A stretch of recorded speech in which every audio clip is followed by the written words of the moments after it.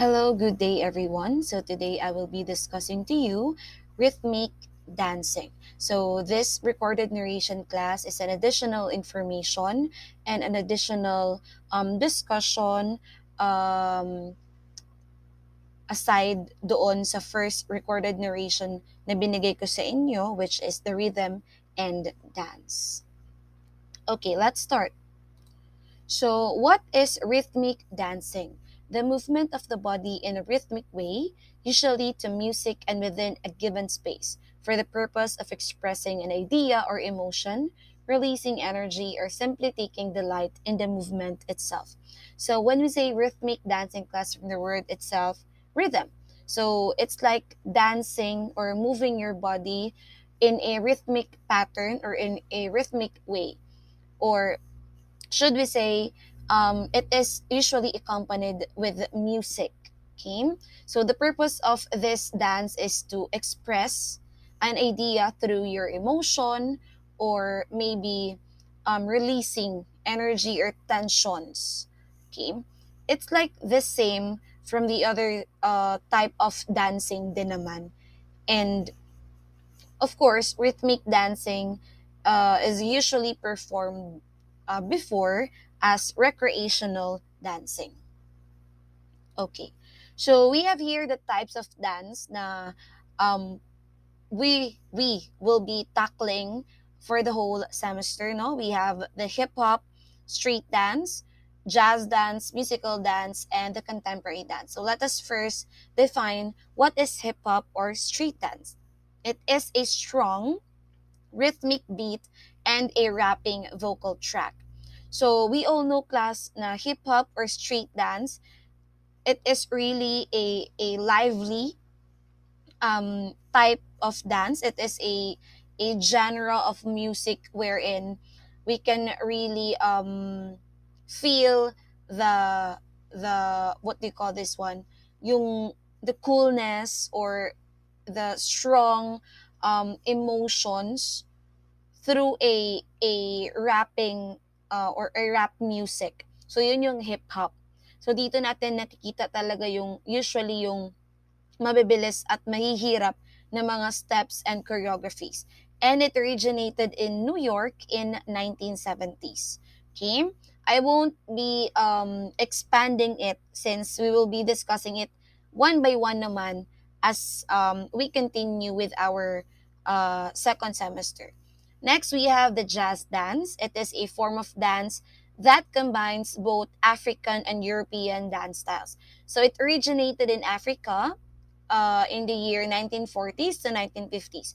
So jazz dance class, it is an African it is an African dance style wherein yung jazz dance class, it's like a combination of classical ballet and contemporary dance. But yung jazz dance, it is more improved and mas mataas na yung energy niya compared doon sa classical ballet na nakasanayan natin. Okay? So sa jazz dance, mas improved na siya, mas mataas na yung energy, mas artistic, and mas creative na yung way or style of dance ng jazz dance. Okay?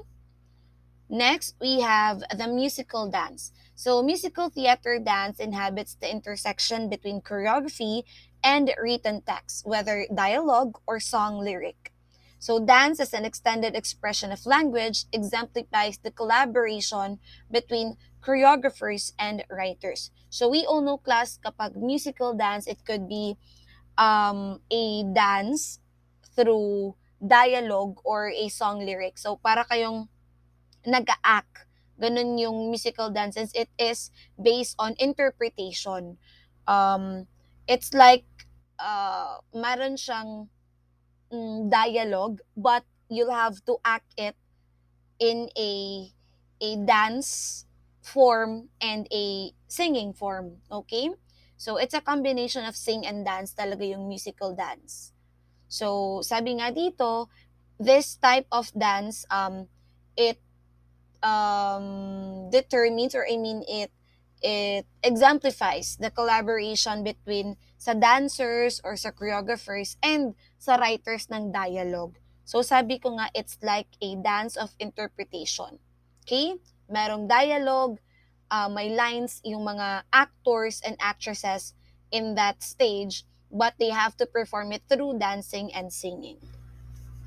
Next, we have contemporary dance. It is a raw form of dance that does not follow any rules. It portrays the world through the eyes of the dancer, their experiences, stories, and emotions. So when we say contemporary dance class, it is a dance of freedom.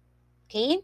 So dito sa contemporary dance, isa siyang raw na sayaw na hindi talaga siya nagpo-follow ng any rules, just unlike sa classical ballet.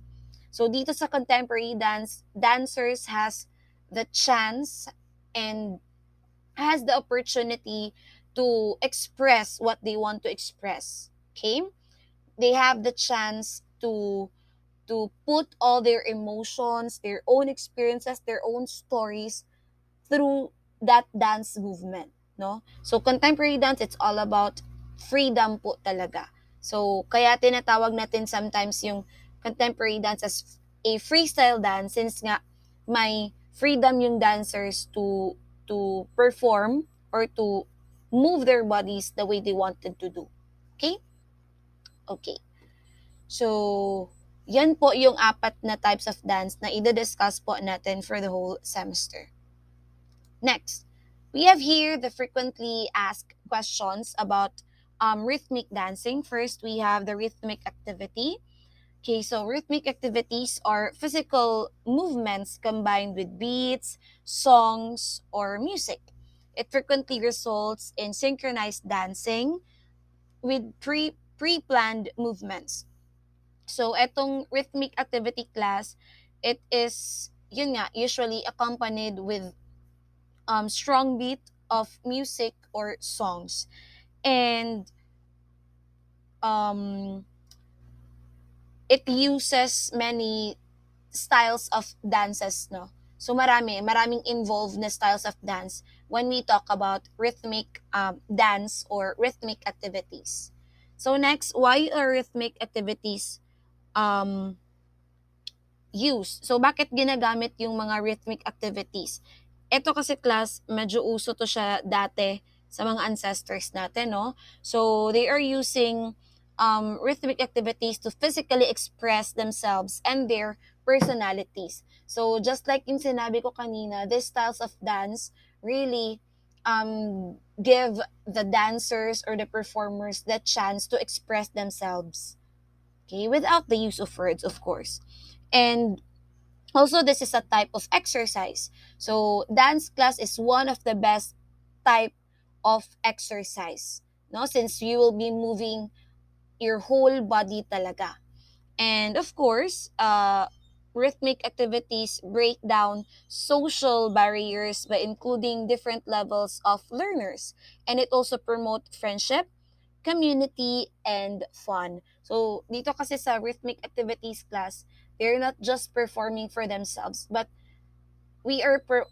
performers perform because they want to entertain or to inspire, right?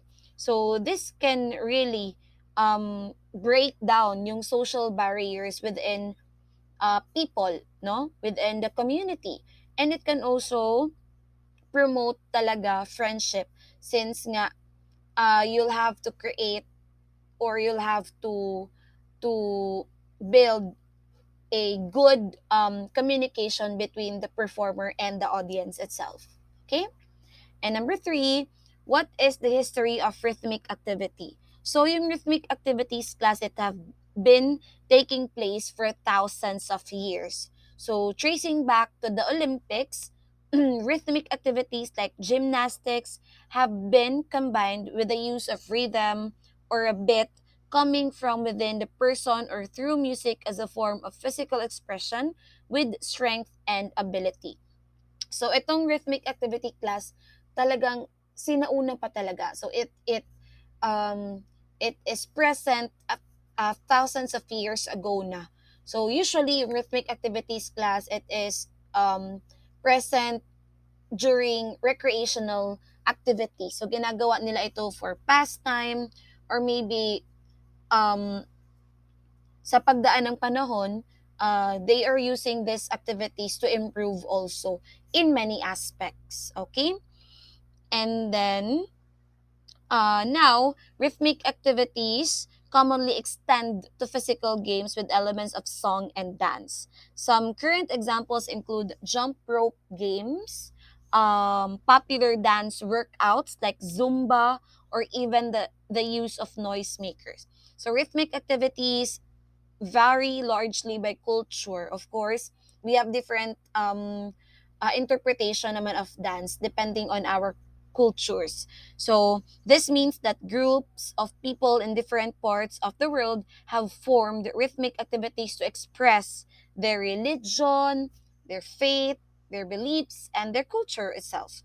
So forms of rhythmic activities are found in celebratory dancing, festivals, and tradition. So marami class, no, it's like they are using rhythmic activities in many reasons or in many purpose. May ibang cultures na ginagamit nila ito as a celebratory dance, or because of a good harvest or a festival. So marami siya class. All in all, rhythmic activities really served a lot to all of us, lalo na sa mga ancestors natin. Okay? Okay. So next we have the rhythm in dancing. A good sense of rhythm is important in dancing, of course. So kung walang rhythm class, walang beat, walang tempo, so parang walang buhay yung dance. So the beat in dance music is usually produced by the bass drum if meron accompaniment ng music. And it is very important that steps are taken on the correct beat.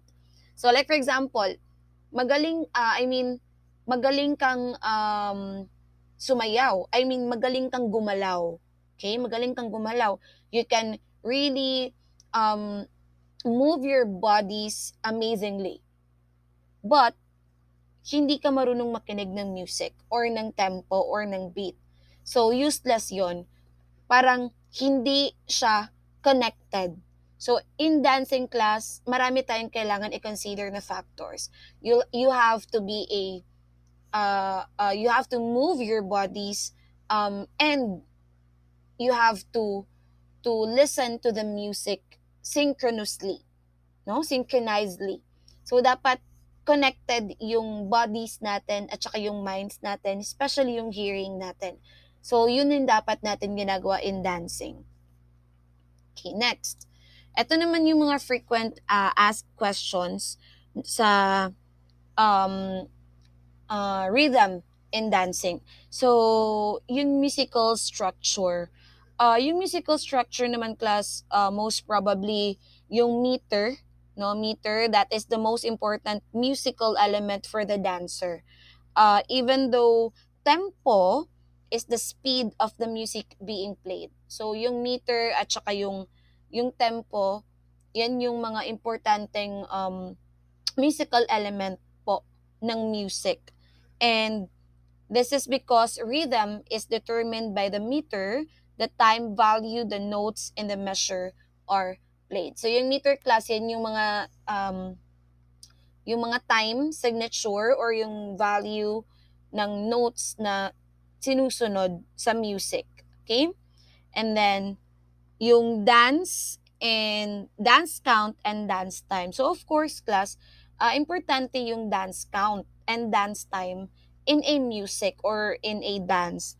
Kasi nga, yung musical count, it is the number and sequence of beats in a measure, whereas dance count describes the sequence of steps and whether it should be for one or two musical beats. So yung yung dance count class and dance time, that will determine kung gaano kabilis, gaano kabagal yung pagsasayaw natin. And of course, that would really help kung paano natin sasabayan yung beat at yung tempo ng isang music or ng isang song. Okay? So, for the rhythm patterns naman, um, we have three rhythm patterns, no? Usually na ginagamit in dancing. We have the single rhythm, the double rhythm, and the triple rhythm. So yung single rhythm, ito yung one step taken for two beats of music. The step is taken on the first beat with an added tap, brush, step, kick, or hold taken on the second beat. So basta yung single rhythm class, um, this is one step lang na taken based on the music. So same goes with the others, double and triple. Syempre dalawa at tatlong steps. Okay? And then, last is the perfect timing in dance. So sabi ko nga, importanteng synchronize yung body natin as well as yung minds natin and yung ating hearing. Kasi nga, kailangan natin ng perfect timing in dancing. So it's not um, enough na magaling lang tayong gumalaw. So dapat magaling din tayong makinig for us to get that perfect timing in dancing. And also, last but not the least, we have the elements of dance, no? We have body, action, space, time, and energy. Body, dancers should use their body in interesting ways in their choreography, including body activities, shape, and sizes. So, of course, sa dance class, kailangan natin yung bodies natin to move. Since nga yan naman yung pinaka-main instrument na ginagamit natin in performing. So, we have to explore, we have to discover pa more ourselves kung hanggang saan pa yung capability and limitations ng body natin when it comes to performing. Next, we have the action. It refers not only to steps and sequences, but also to pauses and moments of relative stillness.